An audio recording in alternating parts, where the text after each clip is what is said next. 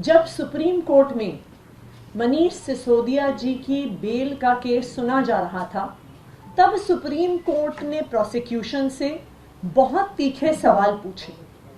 उन्होंने बार बार ईडी से एक ही सवाल पूछा कि आपके पास मनीष सिसोदिया जी से जुड़ी हुई मनी ट्रेल कहाँ है?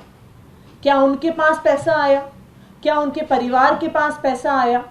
क्या उनकी किसी परिवार के या उनसे किसी जुड़ी हुई कंपनी के पास पैसा आया?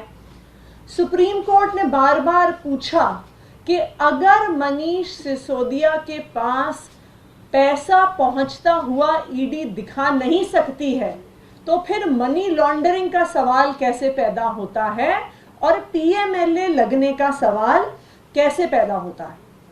सुप्रीम कोर्ट ने यह भी सवाल पूछा कि जो सारी ईडी की प्रोसिक्यूशन का केस है वो सिर्फ और सिर्फ एक अप्रूवर दिनेश अरोड़ा की स्टेटमेंट्स के आधार पर है। इनफैक्ट जब हियरिंग चल रही थी तो सुप्रीम कोर्ट में यही कहा गया कि अप्रूवर तो अपनी जान बचाने के लिए कुछ भी कह सकता है, उसकी स्टेटमेंट पर कितना विश्वास किया जा सकता है। जो तीसरी चीज सुप्रीम कोर्ट ने उठाई, उन्होंने स्पष्ट तौर से बार बार ऑब्जर्व किया कि पॉलिसी मेकिंग कोर्ट के परव्यू में नहीं आती है।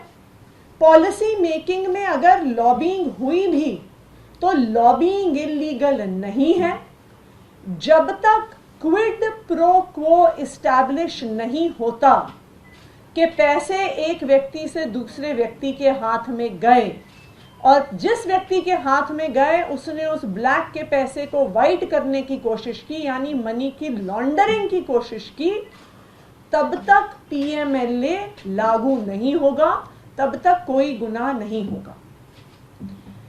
इन तीखी ऑब्जर्वेशंस के बावजूद आज कोर्ट ने एक विपरीत ऑर्डर दिया है। जो सारे मुद्दे कोर्ट ने बार बार खुद उठाए, आज ऑर्डर में सुप्रीम कोर्ट ने बेल मनीष सिसोदिया जी को नहीं दी है। इसलिए अब हम जो ऑर्डर सुप्रीम कोर्ट ने दिया है वो शायद अभी थोड़ी ही देर पहले अपलोड हुआ है सुप्रीम कोर्ट की वेबसाइट पे, उस ऑर्डर को हम स्टडी करेंगे। उस ऑर्डर में जो भी सारे कानूनी मुद्दे उठाए गए हैं उसको आम आदमी पार्टी, हमारे सारे वकील गहराई से देखेंगे और जो सारे लीगल ऑप्शंस हमारे पास अवेलेबल हैं उनके आधार पर हमारे नेक्स्ट स्टेप्स को डिसाइड किया जाएगा। सुप्रीम कोर्ट का हम सम्मान करते हैं, लेकिन उस सम्मान को करते हुए भी हम बहुत सम्मान पूर्वक ये कहना चाहते हैं कि हम आज जो सुप्रीम कोर्ट ने निर्णय दिया है उस निर्णय से असहमत हैं और उस निर्णय को लेकर आगे क्या क्या कानूनी कार्रवाई हो सकती है उसको बिल्कुल एक्सप्लोर करेंगे। आम आदमी पार्टी एक ईमानदार पार्टी है। अरविंद केजरीवाल और मनीष सिसोदिया के नेतृत्व में जो दिल्ली सरकार चली है और आज भी चल रही है, आज तक 1 रुपए के भ्रष्टाचार में भी कोई भी आम आदमी पार्टी का नेता शामिल नहीं हुआ है। आम आदमी पार्टी ईमानदार थी, ईमानदार है और ईमानदार रहेगी। और मुझे आज भी इस बात पे पूरा भरोसा है कि आम आदमी पार्टी पे कितने केसेस होते रहे, लेकिन आखिरकार एक भी पैसे के भ्रष्टाचार का सबूत सामने नहीं आएगा, क्योंकि ना आम आदमी पार्टी ने कभी भ्रष्टाचार किया है ना कभी भ्रष्टाचार करेगी। धन्यवाद। लेकिन 338 करोड़ रुपए का एक नया आंकड़ा अब देखने को मिल रहा है। आर्गुमेंट के दौरान 338 करोड़ का कोई रेफरेंस नहीं था, लेकिन कहीं ना कहीं लग रहा है उसी आधार पर बेल रिजेक्ट हुआ। देखिए, ये 338 करोड़ क्या है, ये तो एक बारी ऑर्डर आएगा तो उसको स्टडी करना पड़ेगा।